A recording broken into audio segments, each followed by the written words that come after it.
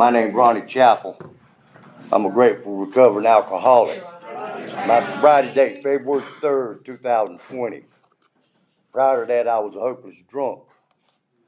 I got a little something I want to read before I get started. I'm glad y'all come out tonight. I'm as nervous as all get out, and I don't know why, because this is my family here. I spoke at other places, and it's never affected me like this. But I got a sponsor. He got a sponsor. I won't sponsor anybody right this minute. I've had a real trying week. I went and seen my sponsor this morning. I went and seen a niece of mine that had two massive strokes due to drugs. I stopped and seen my sponsor, and I'm thinking of getting out of this, and it dawned on me after I seen her, this is the perfect time to tell my story. But my sponsor introduced me to this reading, and many times I'd read it, I'd never recognized it. Dr. Bob Nightmare. It was the most wonderful blessing to be relieved of the terrible curse with which I was afflicted. My health is good, and I've regained my self-respect and the respect of my colleagues. My home life is ideal. My business is as good as can be expected in these uncertain times. I spend a great deal of my time passing on what I have learned to others who want and need it badly. I do it for 4 reasons. 1, sense of duty. 2, it's a pleasure. 3, because in doing so, I'm paying my debt to the man who took time to pass it on to me. 4, because every time I do it, I take out a little more insurance for myself against a possible slip. If you think you're an atheist, an agnostic, or skeptic, or have any other form of intellectual pride which keeps you from accepting what is in this book, I feel sorry for you. If you still think you are strong enough to beat the game alone, that is your affair. But if you really and truly want to quit drinking liquor for good and all, and sincerely feel that you must have some help, we know that we have an answer for you. It never fails. If you go about it with 1/2 the zeal you have been in the habit of showing when you were getting another drink, your Heavenly Father will never let you down. You know, I can about cry when I hear that, because I had so many people to try and help me over a lot of years. But anyway, I'm supposed to tell you in a general way what it was like, what happened, and what it's like now. I had a pretty normal childhood. Born in Richmond County, that was no probably. But my father was a long-time sawmill man, and my mother was a seamstress. Back then, sawmill days, you took the sawmill to the woods. You didn't bring the wood to the sawmill. Some of y'all may have never heard of it, but they snaked logs out of the woods with horses. You know, and I remember as a kid going and feeding the horses on the weekend. My father was an alcoholic. At the age of 45, he died as a direct result of alcohol poisoning. My oldest brother died at the age of 45, direct result of alcohol. I'm not going to bounce around, but it is what it is.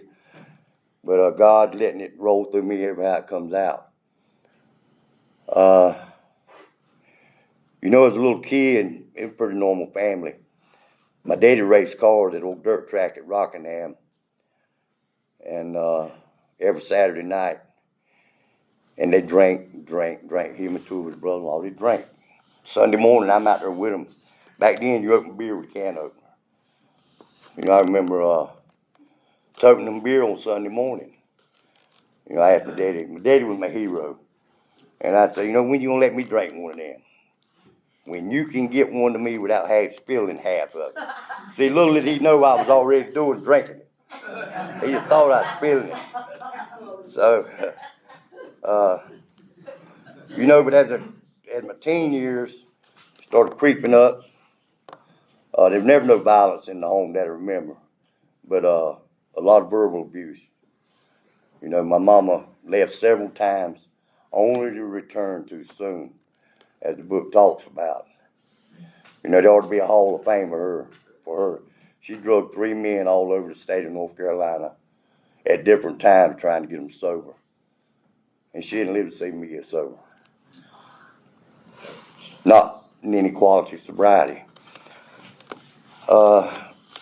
Anyway, she finally left for good and moved off a place down there called East Rockingham, and I was from the country. And this was a completely different world for me. Here I am 14, 15 years old. And you might say I had a Bobby Boucher moment. The girls down there were different. And I liked it. What a way to go. But anyhow, she didn't go back this time. At this time, I'm mad with the world. I'm mad with the world. I'm mad with her. I'm mad with God. I'm mad with everybody. But and I'm drinking. I'm a drunk at an early age. A drunk. And I drank a lot with my daddy, and I'm glad I did now, because that wouldn't wasted time. But January 6th of 1980, he was at a friend's house on Sunday morning. He takes a drink of moonshine. It kills him. I think it killed him instantly. Who knows? But they put him in the cab of that guy's truck and left him there. My daddy's brother found him late that Sunday evening, dead. He's 45 years old. What a crushing thing to happen to a young man. Here I'm 19 years old, and my father's gone. A crushing blow to life. Well, I don't know what happened, but I went plumb crazy. Now I'm really mad with God. Got resentment to my mama. I'm a mess, and I'm really drinking. This was in January 1980. Well, I met this lady in March of 1980. She's married, got a couple of children, and I can't stand it that I have her. And that's what happened. She left her husband. She got two little children, toddlers. This is in March, maybe. In August of that year, my mama, my grandma, and what would soon be my wife bullied me to go to Samaritan Colony. I was 19 years old. I didn't stay the first night. And here we go. This is life. I go on to spend a lot of years with that woman. Fortunately, she couldn't have no more children. But anyway, we spent a lot of time together, and I just drank. I've been to rehab 8 or 10 times probably. Samaritan Colony 5 times that I know of. I don't usually count the first one because I didn't stay. But thank God for the folks down there in Harold Pearson. All the times going to rehab, I never done the follow-up, the aftercare. Never. By the way, I hope you don't mind me calling his name. Max is my sponsor. Not only is he my sponsor, he's the best friend I got and the best friend I ever had. But I've done all this drinking in and out of rehab. Been to prison 3 times, not proud of that. I went to religious. My mama drug me to a place in the mountains 4 times. Bethel Colony Mercy. Their motto was breaking the chains of addiction. Nothing worked. Looking back, it was me. In how it works, it says, those who do not recover, those who cannot or will not. Completely give themselves this simple program. I was 2 years sober, sitting over at that window and read that, and it dawned on me what was wrong with me. I did not let it work.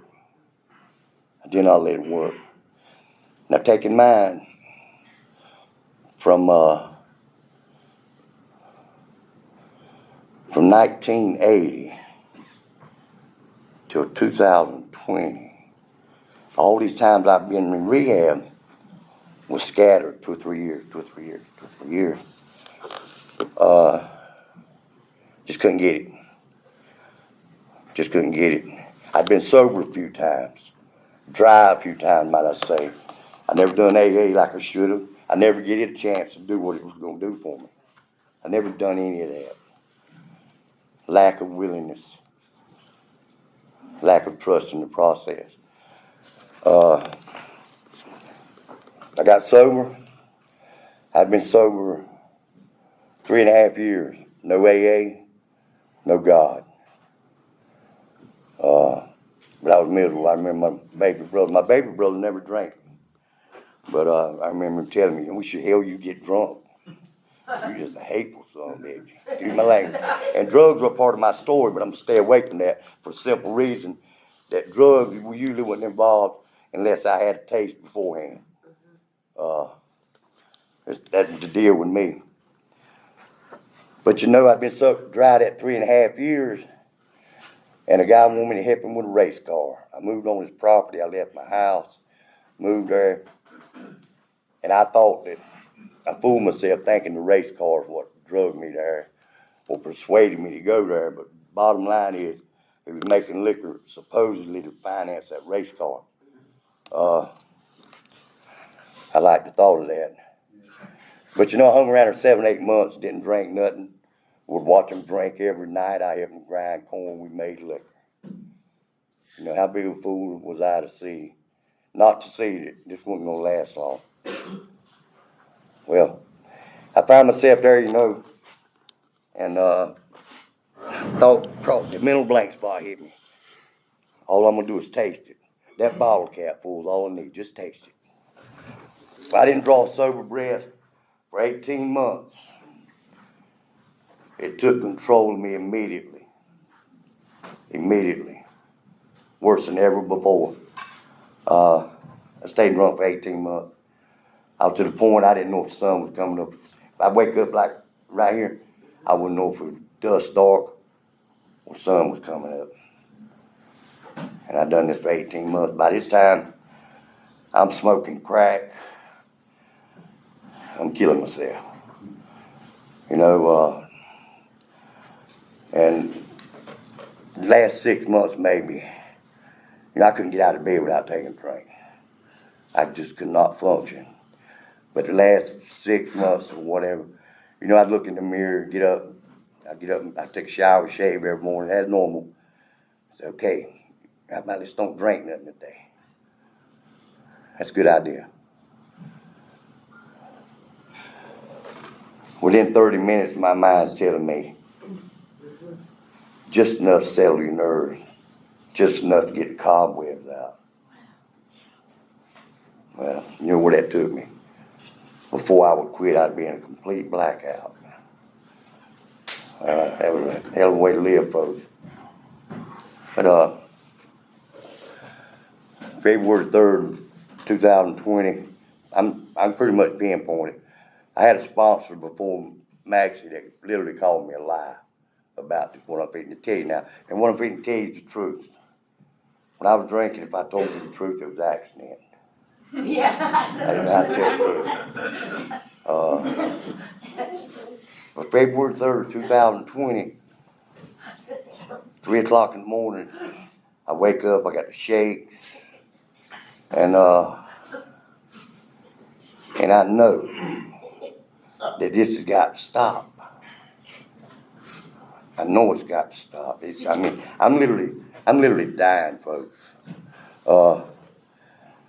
And I simply ask God to help me or take me. And I want you to know at that moment, I was hoping God would have took the breath out of me and me not see the sun come up that morning. That ain't what happened. Something happened to me. I don't know what it was, but something happened to me inside of me. And for the first time in my life, I knew it was going to be okay. For the first time in my life, that feeling come over me, I trusted God. Now, my baby brother slowed Methuselah. It was all I could do to wait till the sun come up to call him. I called him. He got to my house in record time. He said something was different in my voice. Now, prior to that, I wouldn't answer the phone for him. I wouldn't go to the door for months. That's who I was. I became a hermit. Well, lo and behold, he shows up, and the first words out of his mouth are, "You need to call Harold Pearson." My response was, absolutely not. And I'm going to tell you why I said that. There wasn't enough water in the Atlantic Ocean to wash the shame off my ass.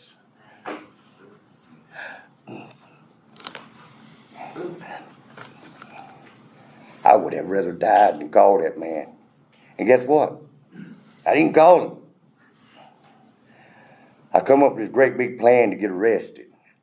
I made an appointment with the sheriff. It's February, it's cold. I got my jacket on. I got unbonded liquor in my pockets. I got crack pipe in my pockets. And something that looked like crack. There probably wasn't nothing left, but it looked like it. And my brother threw me out in front of the courthouse like a dog. He wouldn't go in with me. I'd lost my mind. And I walk in the door. And the secretary, she knew me, said, "Chap, Clem better waiting on you. 11 o'clock, I had an 11 o'clock appointment." I walk in, he said, "Chap, what can I do for you?" Everybody knows me. Wasn't good stuff neither. And I threw this stuff out of my pocket. I said, "Clem, I know you can't get this stuff off the streets. Would you please get me off the streets before I die?" I wanted to be arrested at that moment. You never believe the words come out of his mouth. He called the chief deputy and said, "Put him in the car and take him to Samaritan Colony." Ain't this fun? Hey, listen. I had done everything I could in my power not for that to happen. As God done for me what I couldn't do for myself, folks. We get there. I give me a cup of coffee. Sheriff goes in. Robert Smith comes to the door. He sees me. He shook his head and he said, "Boy, there's something different about you." Well, another guy comes to the door.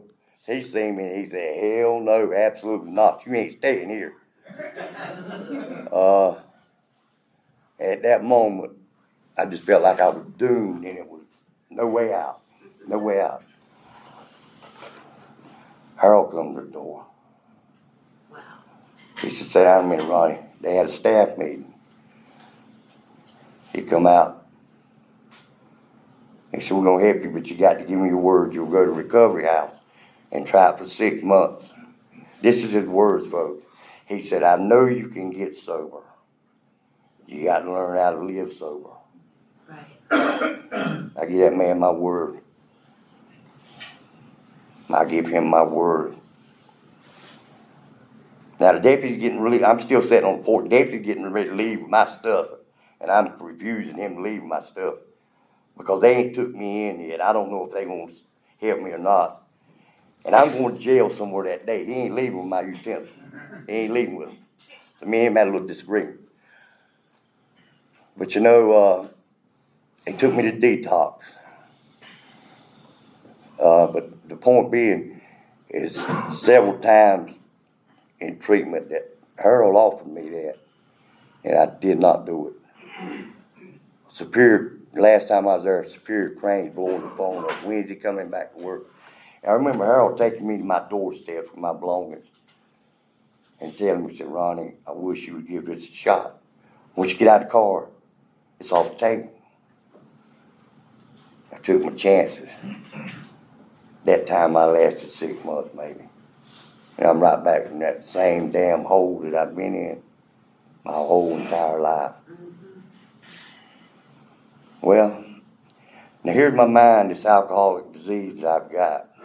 And I'm glad to have done what Harold said and learned the stuff I've learned to know how to deal with it. At the end of that 28 days, my mind's telling me, do not go to no recovery house. See, my home's a half a mile from the treatment center.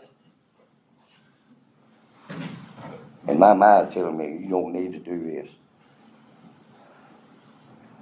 But God done me way. I came up here. I got sober during COVID. They put me right here with no excuse that I couldn't make a meeting at the Wilder House. I had a scooter at the time. I wasn't allowed to have it for several, weeks, whatever. And I started coming to meetings down here. Maybe a weekend in the meetings. I come there at 7:30 one morning and sign on the door. closed due to COVID. Now, excuse my language, I am really fucked. I turned around and I'm headed back out, and before I could get to the parking lot, guess who wobbled down the sidewalk? Ray. Anybody know Ray's a wonderful man? He saved my life. That man looked at me and I didn't even know his name. And he said, son, you look like you want to get sober and stay sober. I said, yes, sir, I do, but I don't know how. He met with me on that porch every morning at 7:30 and every day at 12 o'clock until the room's opened back up. That's where I met Maxie. I met a lot of people out there on the porch. It started out with me and Ray. And next thing you know, there's 15 or 20 people out there in the drizzling rain and the cold. And this thing's working on me a little bit now, you know. Something's going on here for them people to do this in the cold and the rain. But I won't never forget what Ray said to me. He said, Ronnie, he said, Alcoholics Anonymous has got a wrench to fit every freaking nut. And it dawned on me, not only am I a drunk and drug addict, I'm a nut. I'm a nut. And we hit it off. He was 90 years old at the time. And when he left me here going back to Massachusetts, he said, well, I'm going home. He said, my daughter told me I had to come home so when I got old that she could take care of me. I'm telling you, what a wonderful man. But you know, the buildings opened up and I was making meetings morning, noon, and night. I picked up my 1-year chip. Somebody had to ask me how I done it. I said, a group of people I never met in my life loved me sober. You know, I didn't think Rockingham could live without me, and I couldn't live without it. It survived, and so did I. I've had a terrible week, but thanks to good sponsorship and people like you, rather than being drunk and my ass over yonder in jail somewhere, I made it through the day. I made it through the week. I'm so very grateful. But I had to become willing. I don't know what happened that night, but I know God gave me the willingness and open-mindedness to turn my life around. There ain't been no coincidence in my sobriety. It's no coincidence in Max is my sponsor. It's just no coincidence. I pretty much still do 90 and 90. And I couldn't figure out why that was so important. But see, I had never done enough work to understand why it was important. I understand this stuff today. I didn't realize how many people it was killing till I sobered up and seen these people dying around me. Several people died that I met in recovery homes. Dead. Several, I don't even try and count them. And all I had to do was be willing. And the book, right, I could do it, I just wouldn't do it. Me and Max go to detox twice a month. That's a blessing. You know, I take on anything I can that I hear in Alcoholics Anonymous. I've heard so much wonderful stuff.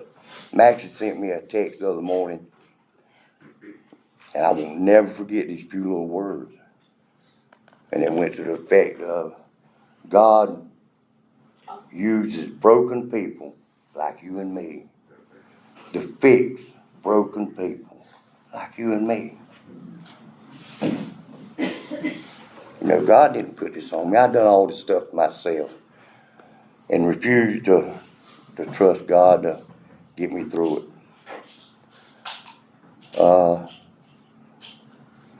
You know, but I guess when I didn't get sober, it just wasn't time for me to get sober. It wasn't God's will for me to be sober then. Because, you know, I trust God today in everything I do. I try and help people when I can. I try and be kind to people sometimes when it's very hard to do. But I learned all that from y'all folks. And the only way I can learn is keep coming back. See, the drunk I was, I don't believe there's no chance for me, folks. I don't think I will make it back. When I showed up at the colony that morning, I weighed 118 pounds. My eyes back in my head. You look at me now and take 120 pounds off his bones and what you got. Christmas 2019, I went to my brother for Christmas. I'm getting all over the place, but just you need to know. He don't allow alcohol at his house.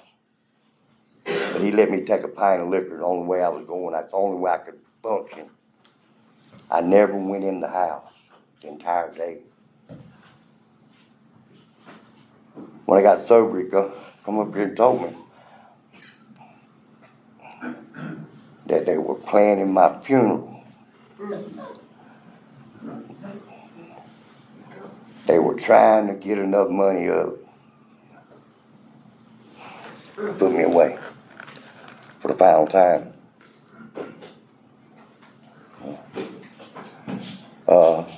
I'm so grateful for Alcoholics Anonymous. You know, they don't worry about me now. They don't worry about they gonna get a phone call when I'm in jail or somebody's killed me. Well, I've just been killed in a freak accident. Me and my sister-in-law had a lot of bad things going between us. I fixed that. If they don't hear from me every morning, somebody calls me and makes sure I'm okay. I wouldn't answer the phone now. They don't get away without a good morning. Absolutely not. Mary Kay. And I used to wouldn't answer the phone. I wouldn't go to the door. I got an uncle. He stuck with me. He called my brother up in the last few months and he said, I can't get Ronnie to the door. He won't answer the phone. Now I'm in that damn house and I know he's out there. And my brother said, kick the door in and go in. He said, I don't want to be the one to find him dead. This is where this had took me. And thank God for the sponsor I got. He keeps me on my toes. He don't try and run my life. He told me his job is to keep me sober and make good decisions. That's sponsorship. Go to detox and they'll ask, how's the AA keep you sober? I can't say the AA keeps me sober. When I walk out that door, I'm sober-minded. If I can remain sober-minded, I can remain sober. And you know, hopefully I can help somebody when I can. If it's just something I might say, no, because there's a lot of people try to help me. And I went 40 years refusing help, refusing to be open-minded, refusing to be willing to do a step. I told Max I spent half my life doing everything I could to prove that wrong. Mm-hmm. You know, they say it's 12 miles in the woods and 100 miles out or something. You know how far it is out of the woods, folks? 12 steps. Unless y'all just want to look at me, I ain't got a whole lot more. I just want to know I appreciate y'all being here. I don't know, it's been a bad week and I'm super nervous. I don't know why I told my story every word except here on Saturday night. And I'm just so grateful to be here. Without y'all and without me getting in here and really getting a hold and understand what's going on, I wouldn't be sitting here alive, let alone sober. But I had to come here and learn. You know, my sponsor, there ain't nothing wrong with keep doing 90-90. Make as many meetings as you can. I love coming to meetings now. I just love coming to meetings. And I make meetings unless I'm just absolutely exhausted where I can't. The morning meeting is my favorite because I'm up at 4 in the morning. That morning meeting, that's the way to start my day. I love y'all folks. And if you got any doubt in your mind that you can't win this thing, you can win. It ain't easy. But stick with the winners. You know, I had a lady tell me one time, this hadn't been too long ago. She had took on a new sponsor. And she told that young lady, she said, I can't promise you that Alcoholics Anonymous will open the gates of heaven and let you in. But I can promise you, it'll open the gates of hell and let you out. And that's what happened to me. It happened to me. My life was a tormental hell, self-inflicted, fueled by alcohol. There's some things that happened to me this week that alcohol would have fueled my anger into rage and destruction. My brother used to call me Tsunami Ronnie.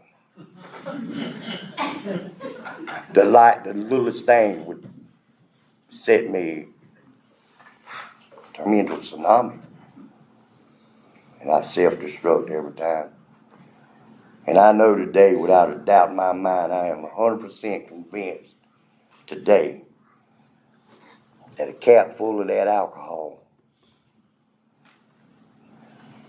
I'll lose everything that I've gained. Yeah. Probably my life the next round. I don't know. Stick with the winners. Come in here until you enjoy it. Come in here and them promises start coming true.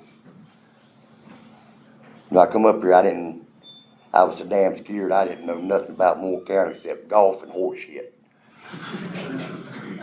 And I met some of the most wonderful people. But I had to get sober to let that happen. This has been available to me for 40 years. Took me 40 years to just say, hey, I want what they got. It's freely available, folks. I'm cutting y'all short tonight. Y'all might not want to put 50 cents in the hat tonight. But anyway, I love every one of y'all, and every one of y'all have had a big part in my society. I love y'all. Thank you, Mary Kay.